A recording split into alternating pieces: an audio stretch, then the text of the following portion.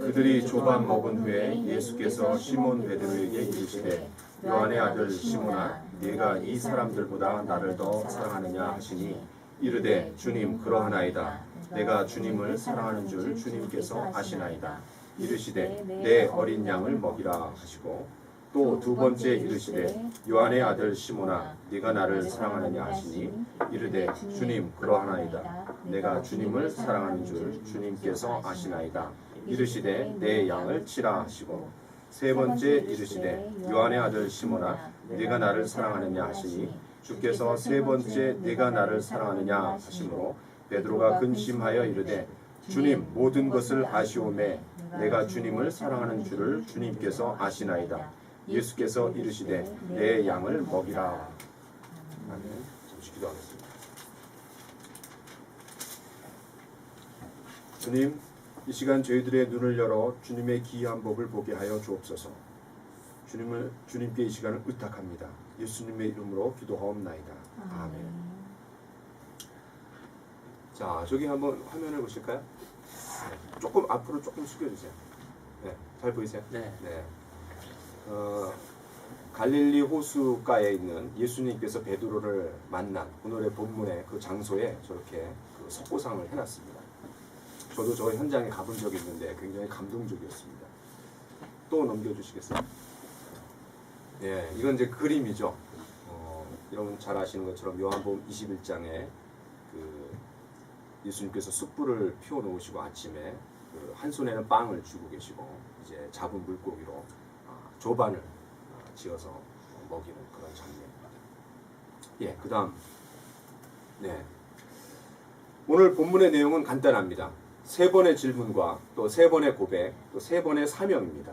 그렇죠? 예수님께서 요한의 아들 시몬아 네가 나를 사랑하느냐 세 번 질문하셨고 거기에 대한 세 번의 베드로의 사랑의 고백입니다. 주님 그렇습니다. 내가 주님을 사랑하는 줄 주님께서 아십니다. 또 그 고백 위에 예수님께서 내 어린 양을 먹이라, 내 양을 치라, 내 양을 먹이라 라는 세 번의 사명을 주셨습니다.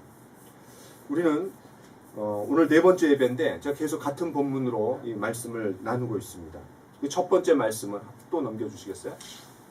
네, 우리가 첫 주에는 사역의 동기가 뭐냐, 우리의 야망과 우리의 꿈과 또 우리의 비전을 실현시키기 위한 우리로부터 시작된 동기가 있을 수 있지만 그러나 오늘 말씀에 의하면 사역의 동기는 주님에 대한 사랑입니다.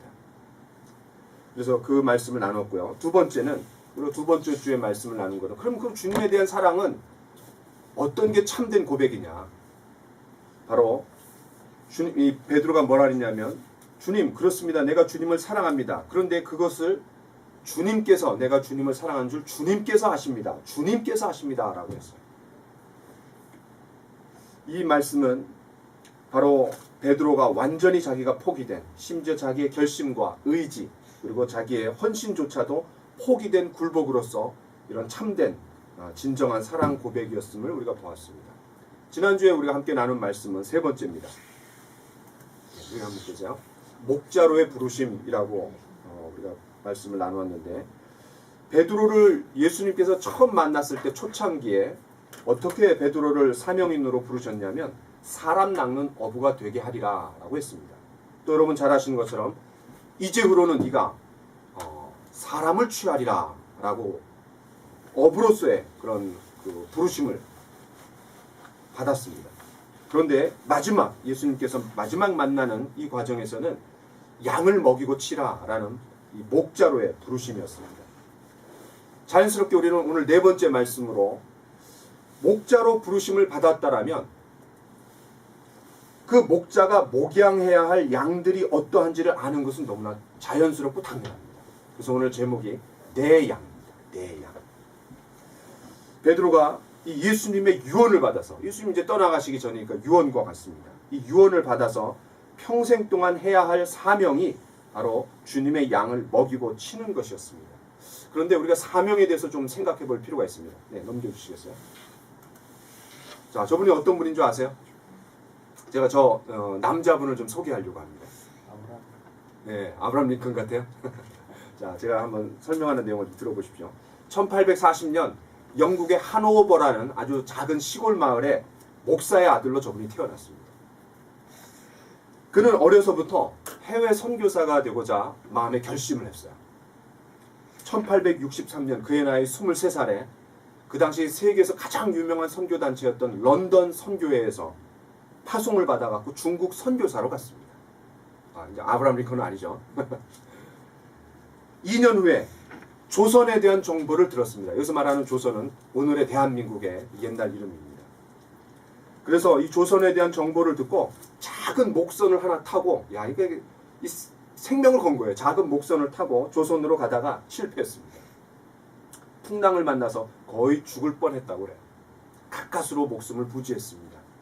그러던 중 우연히 천주교 박해가 대대적으로 일어나고 있었는데 그 박해를 피해서 중국으로 피신온 김자평, 최선일이라는 두 명의 천주교인을 만났습니다. 그런데 그들과 대화하면서 그들이 성경에 대해서 전혀 무지하다라는 사실을 깨달았어요.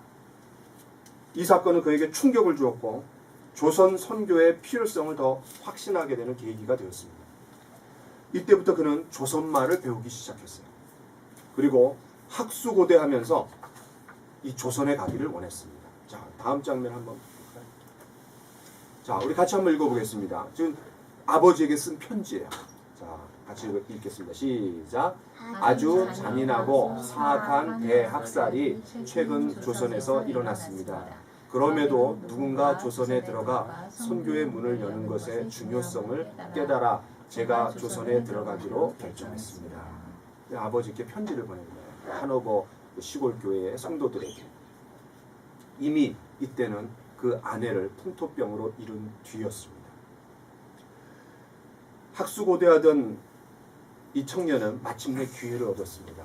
왜냐하면 여러분 잘 아시는 제너럴 셔먼호 사건 아시죠? 미국 상선 제너럴 셔먼호가 우리 한국에 들어와 갖고 불에 타 없어졌는데, 그 제너럴 셔먼호가 중국에서 조선으로 가려고 했을 때 통역관을 구했는데 저 사람이 자원을 했습니다. 그래서 저 사람이 이걸 탔습니다. 1866년 8월, 이미 1866년 1월에 새해 벽두부터 대대적인 박해로 인해서 프랑스 신부 9명이 죽었고 수천 명의 천주교인들이 고문당하고 학살당했습니다. 그래서 이 8월, 한참 여름 장맛비로 불어난 대동강 강물을 타고 이 제너럴 셔먼호가 이 평양까지 들어갔습니다. 그런데 비가 그치자 이 물이 빠지면서 그만 이 모래톱에 이 배가 걸려버린 거예요. 오도가도 못하는 상황이 됐습니다.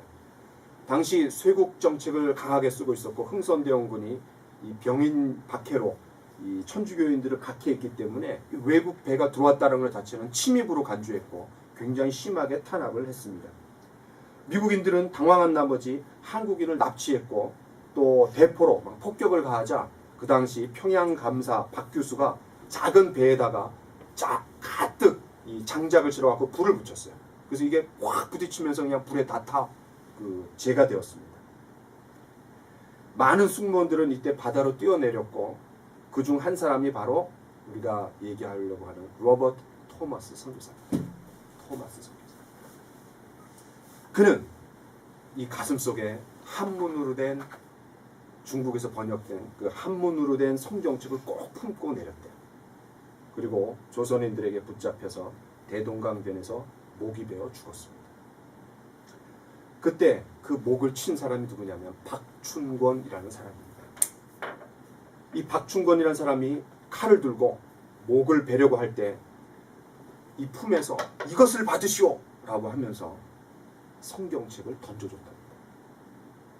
놀랍게도 그 박춘권은 성경을 읽고 예수님을 믿었고 나중에 교회 장로가 되었습니다. 그때 성경을 함께 읽던 사람들 중에 평양의 신앙의 가문을 이룬 사람들이 많이 나왔습니다. 홍신길이라는 사람은 서가교회의 설립자가 되었고 그 당시 그 참수영을 지켜보던 12살의 최치량이라는 사람은 평양교회를 세웠습니다. 박영식이라는 사람은 이 성경을 받았는데 한문으로 되어 있잖아요. 근데 종이 질이 너무 좋아요. 그래갖고 집에 벽지로 발랐답니다. 무슨 말인지 모르고. 그러다가 나중에 그 의미를 깨닫고 예수님을 믿게 되었고 그래서 생긴 교회가 널다리 교회랍니다. 그로부터 41년이 지나서 1907년 평양에 대부흥이 있었습니다.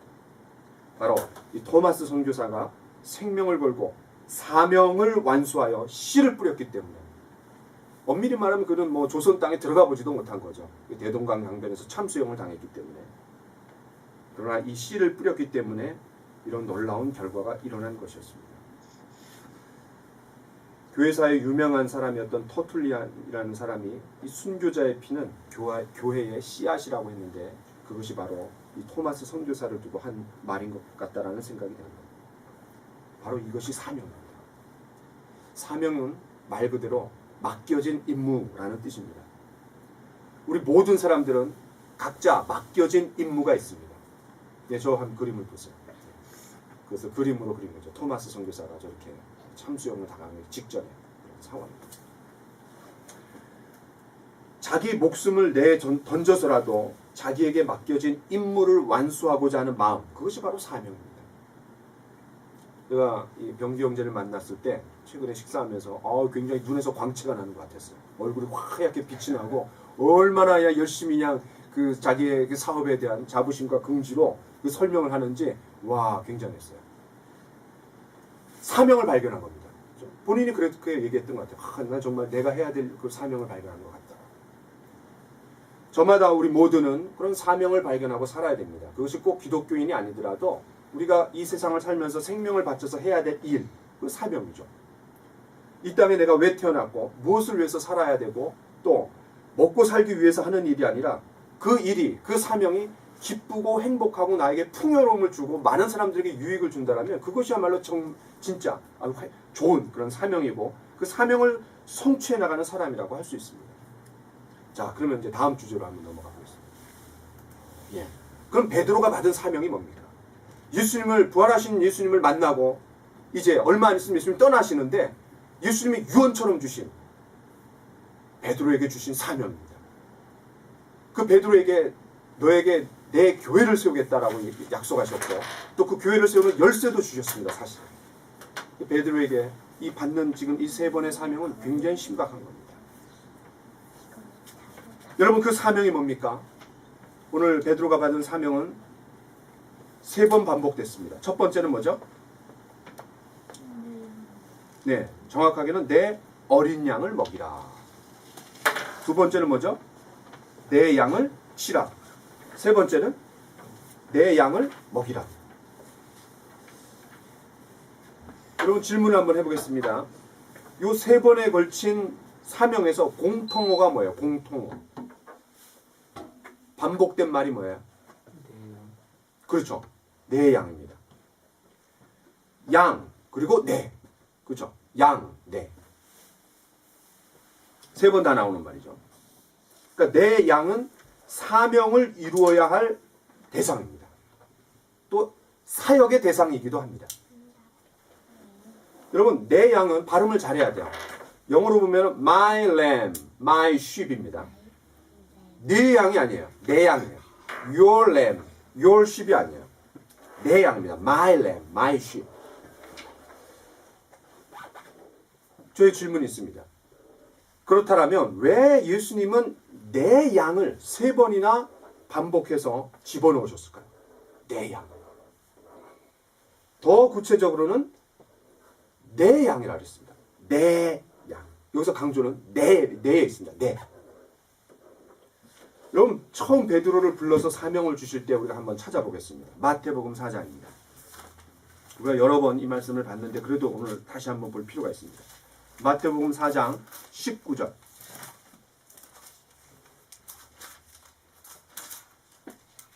자, 우리 변경자 한번 읽어주시겠어요? 마태복음 4장 19절. 말씀하시되 나를 따라오라 내가 너희를 사람을 낳는 어부가 되게 하리라 하시니. 이건 초기에 예수님께서 베드로를 만나셔갖고 주신 사명입니다.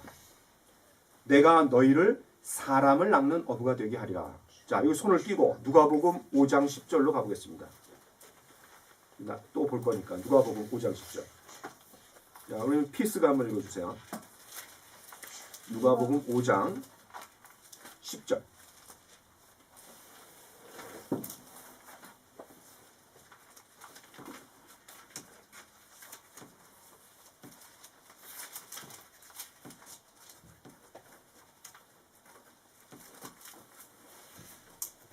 찾기가 누가복음 5장 10절. 15장인 줄 알았어? 15장이랑 아, 그랬어요? 누가복음 5장 10절.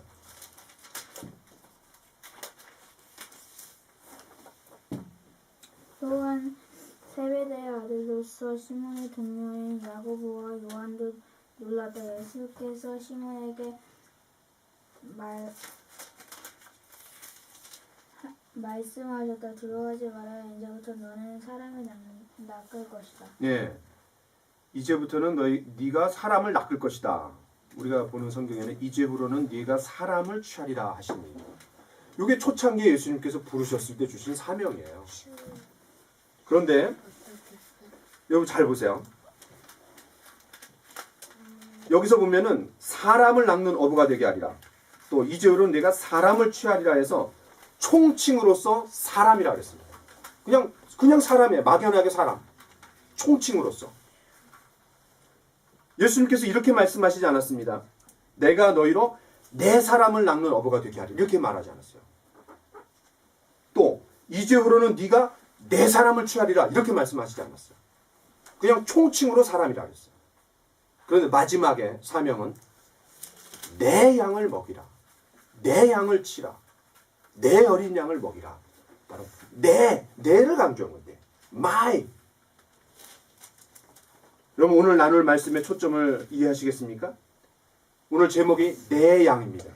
그런데 강조점은 내에 있습니다. 내. 그래서 여러분 주보에 한번 보세요. 어떻게 되어 있어요? 내에 빨간 글씨가 되어 있죠? 네, 그런 의미입니다. 여기서 내가 중요한 거예요. 내. 처음의 사명과 마지막의 사명의 차이를 지금 여러분에게 보여드리고 있는 겁니다. 이 마지막에 받은 사명은 초기 사명에 비해서 더 구체화되었습니다.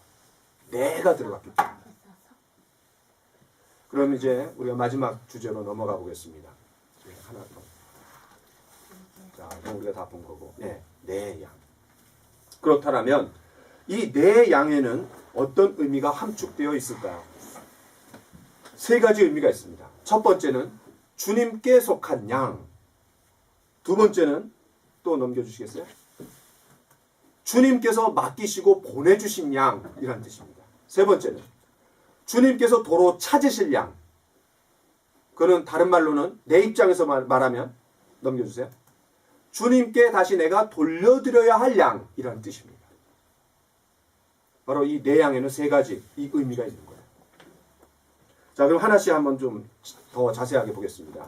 이제 첫 번째로 주님께 속한 양입니다. 자, 여러분 이것은 보세요. 이것은 제 책입니다. 라고 할 때 영어로 This is my book 그래요. This is my book. 그러면 my book에서 이 my라는 거는 my. 그건 뭐예요? 소유대명사죠. 소유대명사의 의미가 뭡니까? 소속과 기원을 나타냅니다. 내 거라는 거죠. 나에게 속한 거라는 거예요. 마찬가지로 my lamb, my sheep 이거는 주님께 속해 있다라는 거예요. 주님께 속해 있는 양이라는 거예요. 어떤 이유로 모든 양들이 주님께 속했습니까? 두 가지 이유 때문에 주님께 속했습니다. 첫 번째는 그분이 창조주십니다. 삼위 하나님께서 창세 전에 모든 걸 계획하시고 창조 때 그 창조하시는 일에 함께 동참하셨습니다.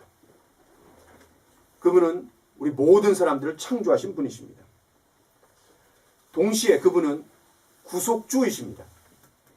예수님께서는 우리를 그 자기의 피값으로 우리를 구속하셨기 때문에 창조주로서 우리의 메이커가 되시고 우리를 소유하셨고 동시에 우리가 죄 가운데 빠졌을 때 십자가에서 다 이루었다라고 하시면서 죄값을 치르시면서 구속주로서 우리를 사셨습니다. 값으로 사셨습니다. 자, 여러분 성경을 한번 보겠습니다. 고린도전서 6장을 보겠습니다. 고린도전서 6장 19, 20절. 네, 우리 김경 전사님 읽어주세요. 너희 몸은 너희가 하나님께로부터 받은 바 너희 가운데 계신 성령의 전인 줄을 알지 못하느냐. 너희는 너희 자신의 것이 아니라 값으로 산 것이 되었으니 그런즉 너희 몸으로 하나님께 영광을 돌리라. 네, 그렇습니다. 주님께서 구속주로서 십자가에서 자신의 보혈의 피로 값을 주고 우리를 사셨습니다. 그래서 우리는 주님께 속한 양이 되는 겁니다.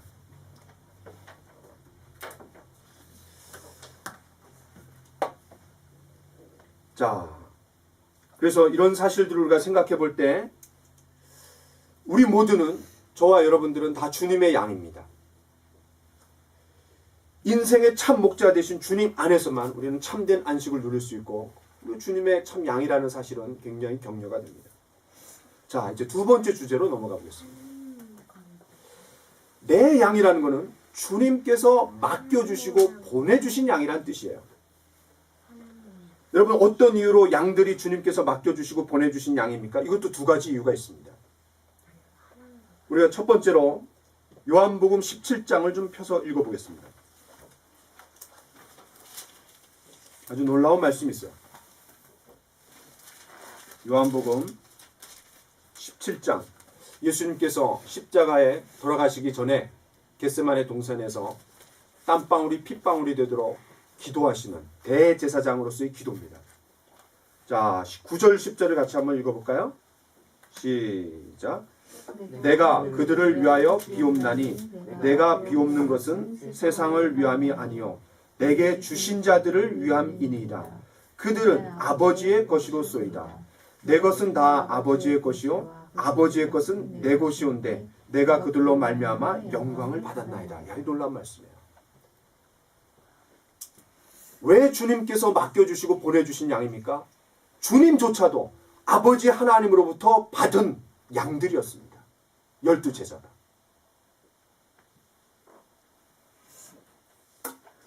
예수님이 3년여 동안 집중해서 대부분의 시간을 보낸, 예수님이 3년여 동안 보낸 시간을 어떤 사람이 따져봤는데 75%의 시간을 제자들에게 보냈대요. 예수님은 제자들을 목자로서 그 제자들을 양으로 삼아서 보살핀 것이었습니다.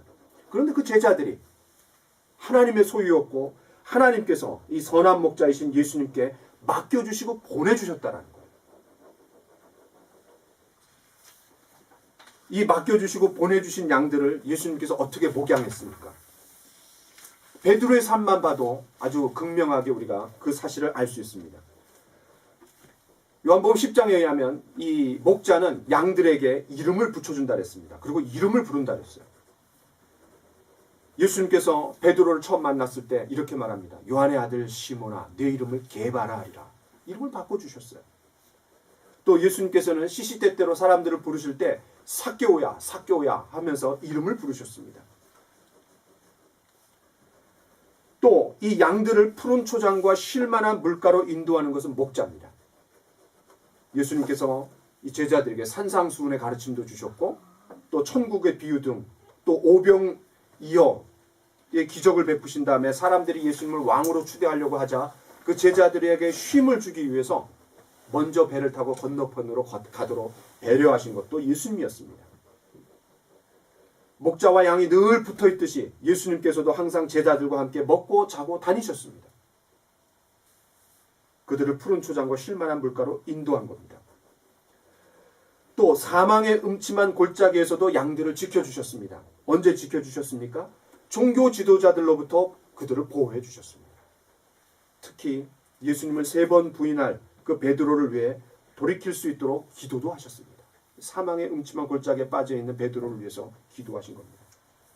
심지어 사나운 늑대와 사자 그리고 곰에게 물렸을 때도 생명을 걸고 싸워서 그것을 빼내왔습니다. 어떻게 알 수 있습니까?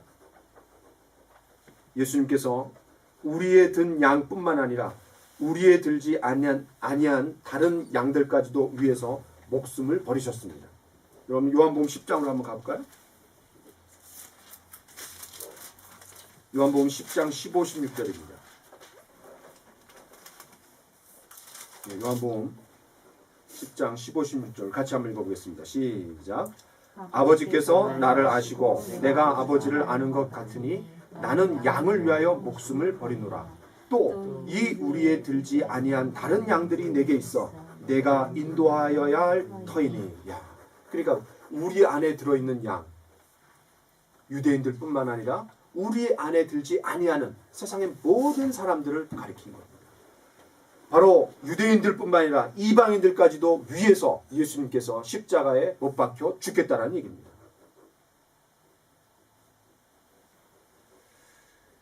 예수님은 확실히 사나운 늑대와 사자 그리고 곰에게 물렸을 때조차도 생명을 걸고 싸워서 빼내 오셨던 분이라는 사실을 우리에게 잘 보여줍니다. 이렇듯 예수님은 선한 목자로서 목양하셨습니다.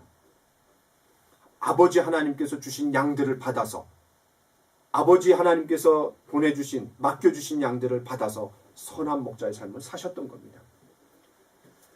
당장 요한복음 21장만 하더라도 우리가 여러 번 얘기했지만 예수님께서 목자가 양을 섬세하게 다루시듯 그들의 필요를 채워주셨어요. 밤새도록 그물을 던졌지만 한 마리도 고기를 못 잡았을 때 좌절과 낙담으로 있었던 그들에게 만선의 기쁨을 주셨습니다. 또 그들이 아침에 추워서 벌벌 떨고 있었을 때 베드로 같은 경우는 예수님이다 라고 하면서 그 겉옷을 챙겨서 첨벙첨벙 물 위로 막 뛰어가서 예수님을 만났습니다. 온몸이 젖었어요. 바깥은 춥습니다. 그때 오들오들 떨고 있는 이 베드로에게 또 그 7명의 제자들에게 몸을 따뜻하게 녹여줄 숯불을 피워놓고 또 그들의 음식을 챙겨주셨습니다.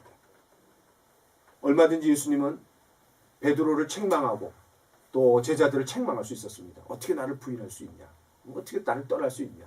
그러나 예수님은 그들의 필요를 채워주셨습니다. 더 나아가서 그들의 배고픔을 채워주시기 위해서 아침을 지어서 먹여주셨습니다. 그 식사가 다 끝났을 때 오늘 요한복음 21장 15절에 뭐라고 얘기합니까? 그들이 조반 먹은 후에 이제 아침 식사 후에 그런 1차적인 필요가 다 채워졌을 때 이제는 영적인 대화로 들어가서 그들과 함께 펠로우십, 교제를 나눠주십니다.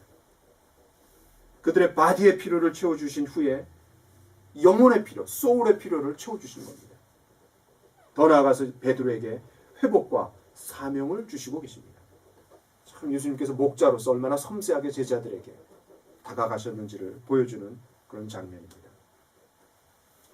두 번째, 왜 예수님께서 맡겨주시고 보내주신 양이냐? 두 번째 이유가 있습니다. 한번 넘겨주시겠어요?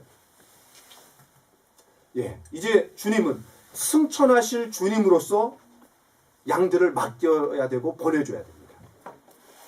얼마 후면 주님께서 더 이상 이 땅에 계시지 않습니다. 부활하신 주님께서는 지상에서 40일을 계시다가 하늘로 올라갈 예정이었습니다.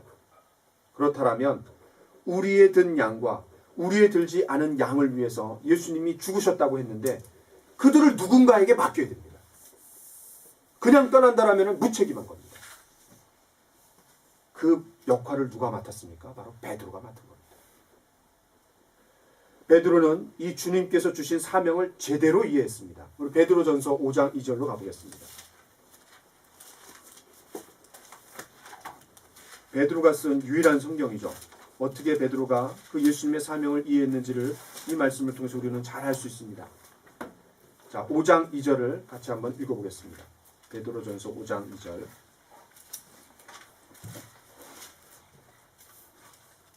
자, 시작. 너희 중에 있는 하나님의 양무리를 치되. 야, 놀랍죠? 하나님의 양무리를 치되. 야, 그러니까 하나님께서 예수님에게 양들을 주셨고 예수님도 양들을 하나님의 양을 베드로에게 맡기는 겁니다. 그러니까 베드로도 하나님의 양무리를 치되 내 양이 아니라는 거죠. 주님의 양이고 또 아버지의 양이라는 거죠. 더 나아가 베드로 역시 예수님처럼 언젠가는 그 양들을 다른 목자에게 베드로도 맡겨야 됩니다. 왜 그렇습니까? 베드로가 생명이 다할 수 있고 또는 사역지를 주님께서 옮기실 때 그 양들, 목양했던 양들은 누군가에게는 맡겨야 되는 겁니다. 우리가 이런 말씀들을 생각해 볼 때 우리가 양들이라면, 저와 여러분들이 양들이라면 주님께서 그 양들을 특별히 부탁하신 목자가 있습니다. 그 목자를 사랑하고 우리가 잘 따라야 돼요. 주님께서 특별히 맡겼기 때문에 나의 영적 성장과 또 훈련을 위해서 우리 모두가 목자라면은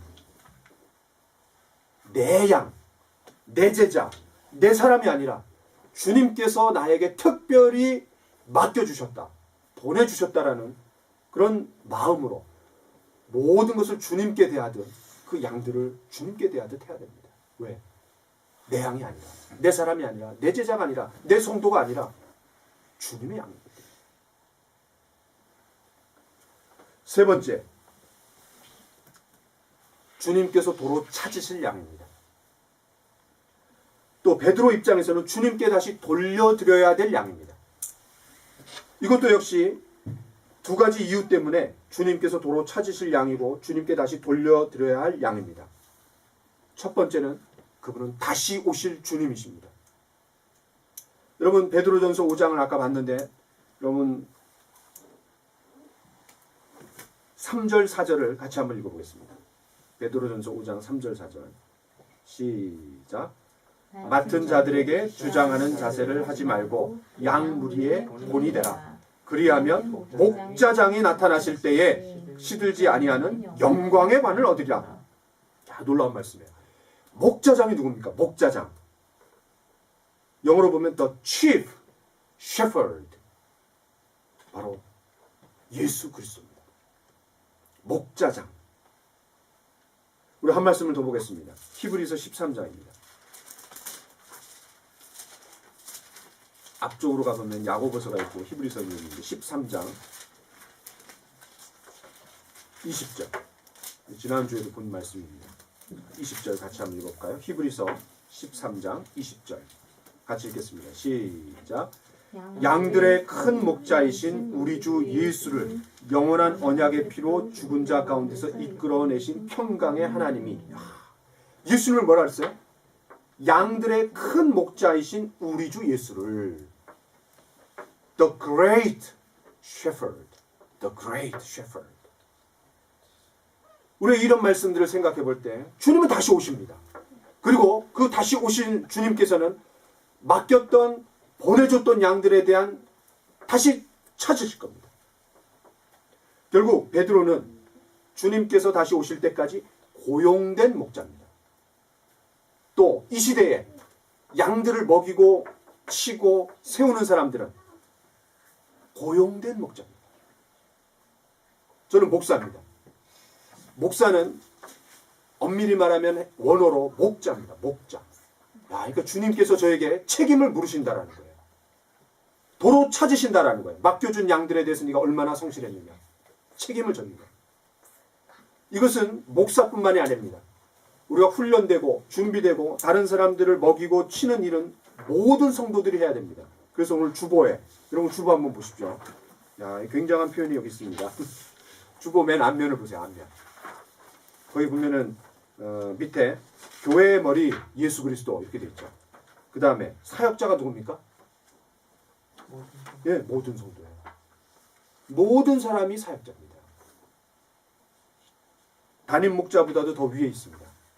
그러니까 우리 교회 성도라면은 담임 목자 위에 있는 겁니다. 뭘 강조하냐면 사역자, 신학교 나온 사람들 뿐만이 사역자가 아니라 구원받고 양육받고 훈련받고 준비된 사람이라면 모두가 사역자랍니다. 모두가. 그렇다면 우리는 주님께서 그 사역자들에게 도로 찾으시고 또 우리는 그 주님께 다시 돌려드려야 될 겁니다. 반드시 목자장과 결산한 날이 온다라는 거예요. 두 번째 목적은 상급을 위해서입니다. 여러분 아까 우리가 베드로전서 5장 4절 다시 한번 찾아보겠습니다.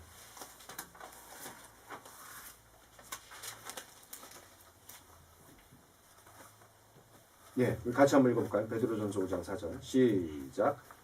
그리하면 목자장이 나타나실 때에 시들지 아니하는 영광의 관을 얻으리라. 시들지 아니하는 영광의 관을 얻으리라. 성경에 보면 5가지의 이 그리스도인들이 받을 그런 면류관을 얘기합니다. 그렇죠? 자랑의 면류관, 또 영광의 면류관, 시들지 아니하는 면류관, 여러 가지가 있는데 그 중에 하나가 바로 영광의 면류관입니다. 무슨 말입니까? 주님께서 다시 오실 뿐만 아니라 다시 오셔서 도로 찾으실 뿐만 아니라 그것에 대해서 보상하신다는 거. 그리고 상급을 주신다는 거. 평가하시고. 여러분 우리가 잘 알고 있는 달란트 비유가 있습니다. 5달란트 받은 사람은 5달란트를 남겼습니다. 또 2달란트 받은 사람은 2달란트를 남겼습니다. 그들에게 어떤 평가가 내려집니까? 잘하였도다. 착하고 충성된 종. 그러면서 더 많은 걸 맡깁니다. 그러나 1달란트도 남기지 못한 자에게는 게으르고 악한 종아라고 하면서 주님께서 책망하셨습니다. 베드로전서 5장 4절 영광의 면류관. 이 땅에서도 우리가 상을 받으면은 액자에 탁 해놓고 아주 그냥 멋지게 이렇게 걸어놓습니다. 최근에 우리 은선이가 착한 어린이상을 받아갖고 그죠? 참 이렇게 멋지게 아주 그냥 상장을 받아왔어요. 그래갖고 막 사진도 찍고 난리를 쳤습니다. 얼마나 자랑스러워요. 우리 평화도 수학 경시대회에서 100점 맞아갖고 상을 탁 받아 액자로 했습니다. 물론 그 이후에는 이제 상이 없지만 그래도 계속 이제 태권도 상도 받고 막 그러는데 야 그런 상들, 상장들 시간이 지나면 빛이 바래집니다. 그리고 그건 그냥 없어져요. 그러나 하나님께서 주시는 상급과 면류관이 얼마나 대단할까요? 여러분 다니엘서 12장을 보겠습니다. 다니엘서.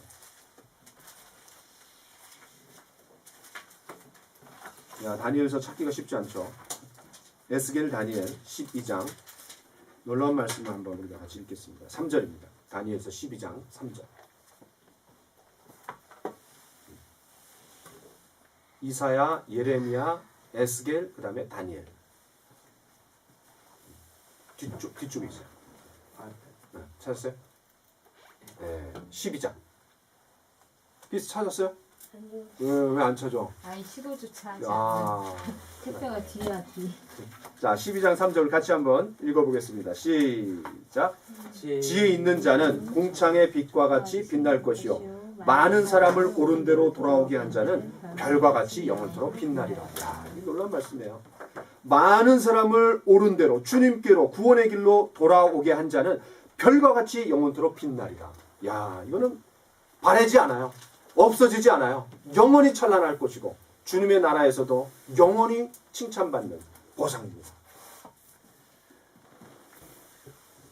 별과 같이 영원토록 빛나리라.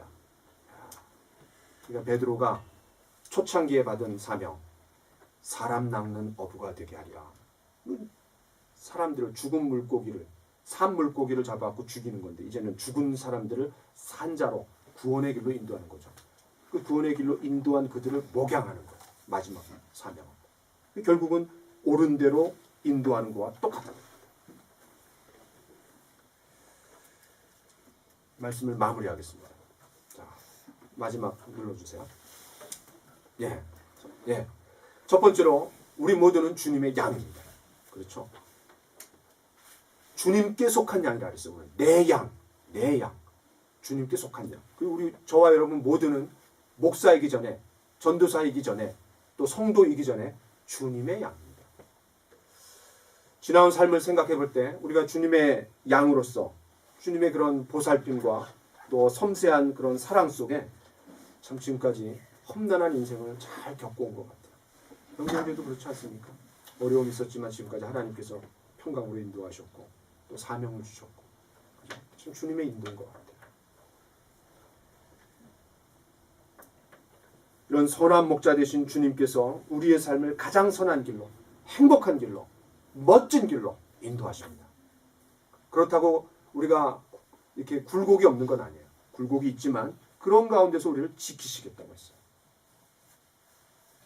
두 번째, 그 주님께서는 우리에게 양들을 맡겨주시고 보내주셨다고 했습니다. 그렇다면 저와 여러분 모두는 목자의 삶을 살아야 됩니다. 선한 목자 되신 주님을 본받아서 양들을 섬세하게 섬기고 필요를 채워주고 양들을 위해서 심지어는 죽기까지 해야 됩니다. 어려운 거지만 먼저 본을 우리 주님께서 보여주셨습니다. 마지막, 그 주님께서 도로 찾으실 양입니다. 우리는 주님께 돌려드려야 될 양입니다. 그렇다면 우리가 마지막 날에 잘하였도다 착하고 충성된 종아라는 칭찬과 보상을 기대하면서 성경은 분명히 얘기합니다. 우리에게 보상이 있다라고, 상급이 있다라고. 그러면 상급이 있을 때 우리가 최선을 다하고 더 열심히 할 수 있는 동기가 부여됩니다. 우리 그리스도인도 마지막 날 주님께서 보상하시고 또 그것에 대한 평가를 하십니다. 그때 우리가 주님으로부터 잘하였도다 착하고 충성된 종아라는 칭찬과 보상을 받는 저와 여러분이 되었으면 좋겠습니다. 기도합시다.